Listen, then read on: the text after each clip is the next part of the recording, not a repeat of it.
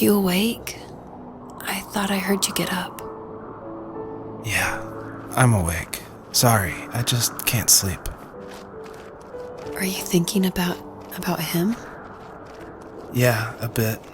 Usually get back to sleep, my love. I'm fine. No, it's okay. What else is on your mind? I don't know, it seems weird, but I had one of the most vivid dreams of my life.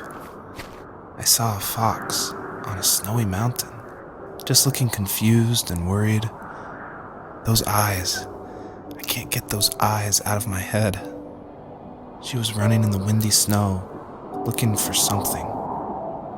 Do you think it has to do with you and what's been going on? I don't know.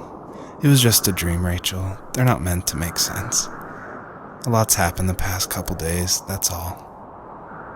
Well, if you're not going to sleep anyway, you should tell me. I want to hear. All right.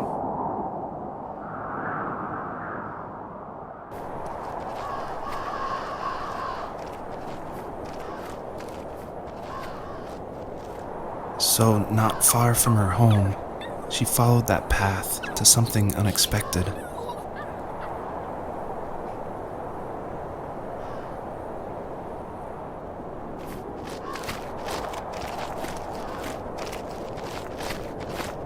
She couldn't stay, though.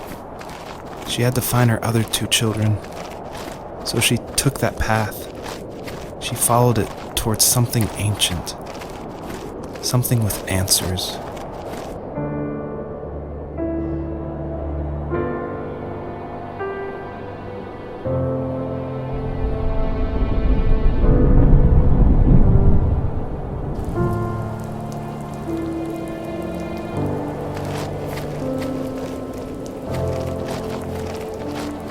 The fox looked high and low, searching for any sign of her cubs.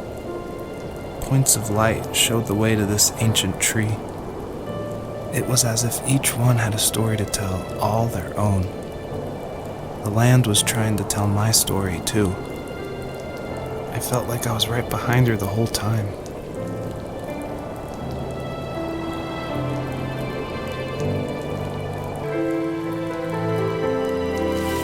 As a kid, did you ever do show and tell in your class? Yeah, I think I only did it once, when I was in the 4th grade. You know how my life was around then. I wanted to show my class what helped pass the time and distracted me, so I brought a dozen paper cranes I had made. I think I told everyone how badly I wanted to be a bird and fly, embarrassingly enough. Don't be embarrassed. Every kid wants to fly. For me, it was another toy from my dad, a wooden boat. I remember guarding it so carefully in my hands as I walked into class. When I sat down, a group of boys immediately made fun of it. They asked which trash can I found it in, or why an ugly log was my favorite toy.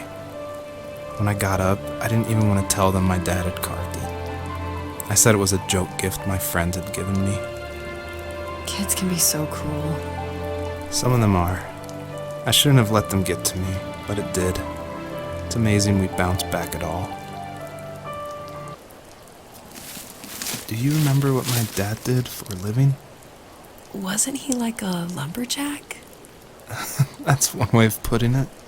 If wood was a canvas, then a carving knife was his paintbrush. Even after working a 50-hour week, even after his hands were more splinters than skin, he would bring home the nicest piece of Alaskan weeping cedar and make me toys. That wooden train was the first toy I can remember, and I loved it. I just knew from a young age I was going to be a lumberjack, like my father. Usually those kids would leave me alone, but somehow they could tell I was different. They made fun of how far away I lived. They called my dad a sourdough. I was a blabbermouth as a kid, telling my dad stories I made up for hours. But after that show and tell, I didn't tell him much anymore. He didn't know exactly what was wrong, but his best guess was that the toys he carved weren't cool enough. He carved me a tank and tried to tell me what it was like to be in a real tank as a serviceman. I didn't know your dad was in the military. Yeah, in the army. The sad thing is that I'd pretty much forgotten until just now. There's so much I still don't know about him. I'm sorry. He knows how much you love him. You're going to see him again soon and have some closure, I'm sure. The older I got, the more I withdrew. I asked myself, why talk to anybody anyway? Why bother when I'm happy by myself? I started drawing a lot, mostly animals I saw in the woods by my home. I then imagined designing my own hideouts with things like TVs and pantries full of chips and cookies. I think that idea of leaving home and drawing blueprints started my career. I found a lot of solace in that. I'm not surprised, but I did the same thing, you know? There's something special about having a place to call your own. And now look at us. Well, if you count renting in an overpriced city. It's as close as we can get for now. My teenage years were full of sketching, angst, and trouble. I wasn't popular or unpopular. Maybe just forgettable. I guess that gave me a sense of freedom, so I hung out with crazy kids, doing crazy things, even though I mostly just watched the chaos ensue. We did it all, put fireworks in mailboxes, hide roadkill in people's garages, break windows of the barber shop in Anchorage. My dad was furious, but he was so busy working he couldn't do much to stop me from going out. I think being an adult means there's no one to stop you making hard decisions. He had to make a living, and he couldn't be in two places at once. Yeah, I realize that now. But at the time, I was sure he was more interested in growing his business than what was going on with me. He was working another late night, and my friends were over, saying how bored they were and how they had come all the way out to my house for nothing. One of them mentioned how that old, ugly beyond belief truck was still in the garage, and how we should take it for a spin. I was only 15, so I kind of fought it for a while. The next thing I knew, we were careening around the mountain path, rocks spitting onto the sides of the cliff, while my dad's cringeworthy bluegrass blared out the speakers. I drove while my friends were in the back of that yellow and purple truck, throwing beer bottles and trash at anything remotely interesting. Felt like I was soaring in the air with borrowed wings. But all good things have endings. A cop outside of Eagle River pulled us over after he saw us send a bottle rocket into someone's yard. What followed was a long night of talking to disappointed adults and feeling smaller than ever. After he drove me home from the police station, I blew up at him, saying how I never wanted to be like him, how I was going to be someone and leave that hick icebox for good. He just looked forward at the road with tired eyes. I took out that bluegrass tape from the cassette deck and chucked it out the window. In my sage teenage wisdom, I thought I had proved the ultimate point. But my dad had a different idea. He slammed the brakes, slowly bowed his head while gripping the steering wheel, and finally looked at me. All he said, like it was a polite request, was, "Make this right." I sat there in silence, fuming, but I eventually got out and combed every square inch of the woods, muttering profanity after profanity. I found it 30 minutes later, near a small waterfall off the road. I went back to the truck, put the wet tape back in, and sure enough, it worked. We didn't speak another word to each other the rest of the night. Wow, I knew you were a crazy teenager, but It's hard to believe, isn't it? Surprises me too. It's like I didn't really know who that kid was back then. I bet my dad thought the same thing over and over. It's almost like he was saying, "Make this right," to himself, more than to me. My friends would laugh about that night and talk about how crazy it was, and I laughed along, pretending it didn't bother me. But it did. I imagined my friends growing old in the bush, unable to find that thrill in those godforsaken ice fields. It's like those mountains were a literal wall, keeping me from leaving, where all I would have to look forward to are lumber yards and evening beers. I had to climb over. That was my only goal for a long time.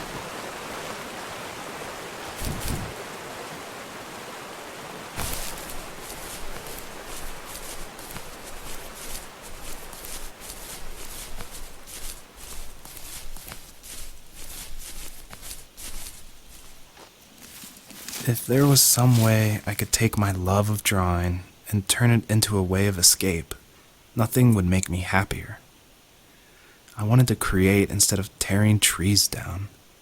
I wanted to move to the lower 48, not because I hated it there in Alaska, but I hated the idea of it.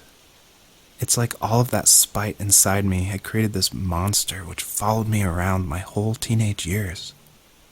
I put so much energy into doing what others didn't expect of me. Why did I do that? There's one fact you're forgetting, though. If you didn't have that fire in you, we probably would have never met. You're absolutely right. Maybe the destination is all that matters in the end. But then why am I awake? Why am I seeing this fox go on her journey? And why can't I stop thinking about my dad? On our property, there were old abandoned pieces of a shed and car long left unused. I used to ask him all the time who those people were that left all this junk, and I'm sure he got so tired of hearing it that he made up some elaborate stories how a brown bear ate them and haunted the woods afterwards. What's funny is I think it made those people seem more real, growing up thinking they were still hanging out like they couldn't say goodbye. I used to tell my friends how I could swear I saw spirits move near the water, and that always freaked them out. I guess it didn't bother me, because the way I saw it, they were normal people with old cars and sheds, just trying to figure out how to survive and be happy in the middle of nowhere. It was a cool thought that they didn't want to leave, but I was a weird kid. Well, you had good company since those ghosts liked living in a place where they were brutally devoured. We were happiest underneath the evergreens. We decided it was time to finally map out the hundreds of acres we lived on just to pass the time during the summer. He was only free in the evenings, so I would spend the day wasting time on dial-up internet and sketching, and then we would rush into the woods, pen and map in hand, before evening fell. Sometimes the aurora borealis would cast a cold green glow on the mountainside, and we would finish our route underneath a twilight sky. Sometimes I was lonely during those summer days, but there was comfort in the routine. A lot of teenagers aren't looking for the daily grind, though. There's nothing wrong with wanting to get out, to leave your childhood home. You wanted to progress, to make something of yourself. Yeah, you're right. That house. I'm sure it's the same as how I left it. But then why does it feel so different? I doubt you're the only adult to have looked back and asked that question. My dad built a lot of stuff in his free time. If he wasn't watching fly fishing or reading Tom Clancy novels, he was carving something. He made tons of birdhouses. Not that he was into bird watching, but I think he really missed working and adding on to the home. If he couldn't afford the time to build onto our own house, he would have to settle with watching birds move into their little homes. We kept an old mattress in the bed of that ugly yellow truck, so we would drive it deep into the woods and then watch the birds fly into their houses while the sun set. Usually it was accompanied by venison jerky or a cold Coke, but not a lot of talking, which is how we both liked it. Even at my most distant, at the times when I detested him the most, he kept reaching out. For a year straight, he asked me every week when we were going camping. I thought he was just dense. Eventually, to shut him up, I agreed. We carried out the worn lawn chairs from the garage and set up a cinder block campfire at the site we'd always used behind the house. We walked down the mountain path, talking in the warm sunshine we only got a couple months of the year. Those 3 obsidian rocks shimmered alongside the shore, almost like sparklers pressed against a dark window. I'll never forget that wet stone on my feet, or how those massive mountains looked even bigger in the lake's reflection. I felt small, but grateful. As the sun set, my dad found something I hadn't seen for a long time. The tree where I'd made my first carving when I was 6. I hadn't even carved it. My dad had helped me, but I still called it my tree.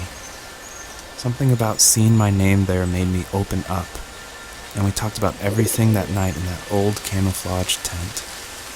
I told him how much I loved sketching and design, and how it would be a dream to study architecture in Seattle.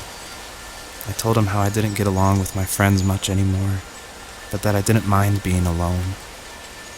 He told me he was there for me, and he joked that if all he had to do was write my name on a tree to finally get me to talk, he would have left me carved logs with novels on them in front of my room every morning.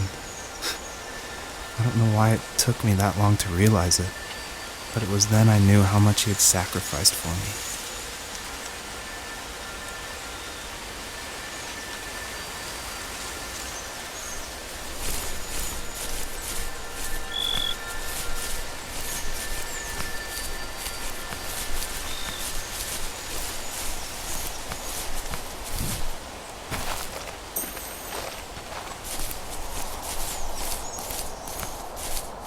The perpetrator stood nearby, unfazed, like nothing was wrong. My dad is dead, and he's never coming back, Rachel. I can tell you these stories, but I can never reminisce with him again. He can never hold a grandchild that we'll probably never be able to have. I can never talk to him again, and I'll never be able to say I'm sorry for everything.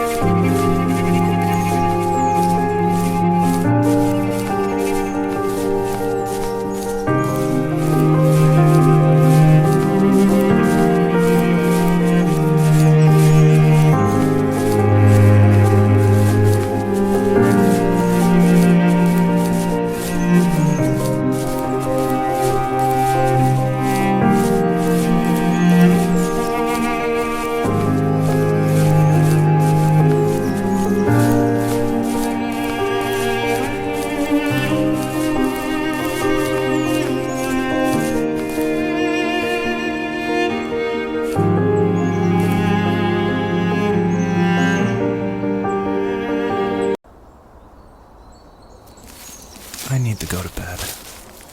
I just can't talk about this anymore. Good night.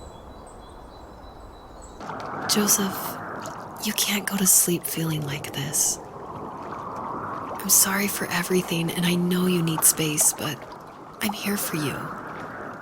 You don't need to feel so lost. You know what it's like not to have a mom at home. And you know how hard that made my childhood. What helped me was watching the birds in the morning before the school bus came. I thought that my mother was one of those birds, and it made me want to be free like her. My mom taught me how to fold origami cranes while she was in the hospital. So I told myself I would fold one every day until I could fly myself. I think we both have always loved animals, and for me that love started with a dog. Sometimes this Rottweiler would come up to our property line and wait at the fence for me, but only once in a while. I was sure to check every day immediately after school, and it usually ended in disappointment. I would even steal money from my passed-out dad just so I could buy these off-brand dog biscuits. Even when she did stop by, she never went beyond the fence. Why was she so scared? I think my dad was the opposite of your dad in almost every way, except he was in the military as well. He coped with alcohol of every kind. The trailer started falling apart, he got angry, and I withdrew. More and more I became the weird, quiet kid who made lots of origami birds and carried dog biscuits around. I think we were pretty similar when it came to being the weird kids. And that same sincerity in college was one of the reasons I was so drawn to you. Life got worse and worse, and at one point, I really didn't think I could survive another day with my soul still intact. I had no real friends, let alone neighbors, since we lived in the middle of nowhere. I should have talked to my teacher, but I was scared what he would do if he found out. As I waited for the school bus one morning, I walked around until I found something in an abandoned shed. Something I can't put into words. I summoned courage I didn't know I had, and I broke into my dad's room and found the key to the shed where he had locked my bike. I'll never forget that feeling of the wind rushing by my ears as the sun rose over fields of wheat. I was flying for the first time. I biked as far as my legs could take me until I found a house that felt friendly and that felt like home. Those strangers helped me in so many ways. And if it wasn't for them, I wouldn't have found my foster family. And if it wasn't for my parents, I wouldn't have met you. You have strength, Joseph, and you're not as alone as you think. It's all just so pointless. Just waiting for life to happen. It's like having the home I always wanted is cursed out of my reach. The thought of being a parent myself. How could I do that when I couldn't even be a good son? I'm sorry. I know what you're saying. I just don't know how things will work out. These quiet hours will turn into years, and we'll wonder which roads passed us by. Then we'll forge a new road together. Besides, I discovered for myself that one fateful morning where any hopeful road leads to. There may be thorns and mist, but it always leads to the same thing. And what's that? Family. I'm so glad that you're part of my family, Rachel. And I'm glad you're part of mine. The fox knew her last cub would be waiting for her at the first tree. She was almost there. The rain cascaded onto the jade valley where the entrance to the tree was. Life was protected there, because that's where life began. It was now only a mother and a daughter left. Items from my life still dotted the ground as she moved closer to her destination and destiny. At the end of high school, I felt something I hadn't felt in a long time. Drive. I looked into the best architecture schools on the West Coast, then got a dose of reality when looking at other students' portfolios and the high cost of tuition. I still wanted to be something, to be the next Alvaro Siza, and to make those thousands of sketches worth something in my grand history. But now even an internship sounds impossible. Siza helped me understand how essential emotion is in architecture, and he also said light is the real composer of space. I like to think these glints of light, like not finding a job or even a strange dream about a fox, are something I should be thankful for, even if the illuminated space is something I'm less than comfortable with. My dad was super supportive with my college plans, to a point. Things were okay until this terrible accident happened. I guess a forklift flipped over due to a bad axle, and it crushed one of the workers there. My dad didn't eat for days, even though he wasn't directly involved. It devastated him. Not only did it hurt the business, but it just freaked him out. He would talk in his sleep, muttering things about firing people and saying sorry. One fateful day he approached me, said that since my school search wasn't going well, I should finally be a man and take over the family business. He said one day he was going to die, and that all of his work, sacrifice, and even that man's life would be wasted in vain. I just lost it. Teenage me just exploded at the thought. I screwed up. I said things I shouldn't have. He was having a crisis, and I pretty much spit in his face.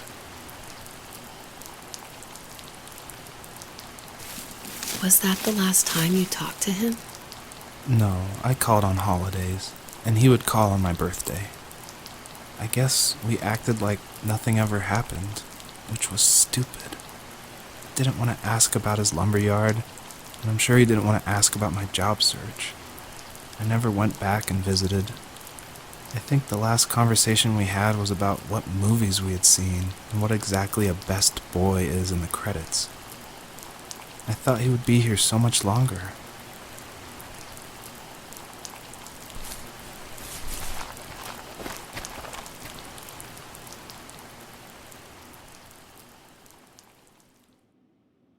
There was a letter I received yesterday from a name I didn't recognize, with a quote I can't stop thinking about. Death is not the opposite of life, but a part of it. More and more, I'm realizing one important truth. Each of us have our own journey to the first tree, but sometimes I'm not sure I'm ready to take that first step. You already have my love.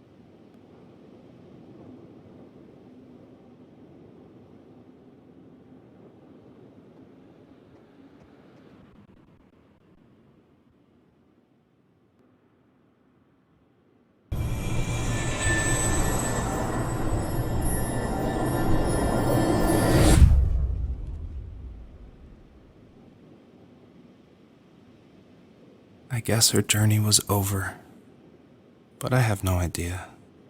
It was only a dream, a distraction from tomorrow. I don't think dreams normally bring back to memory so many important feelings.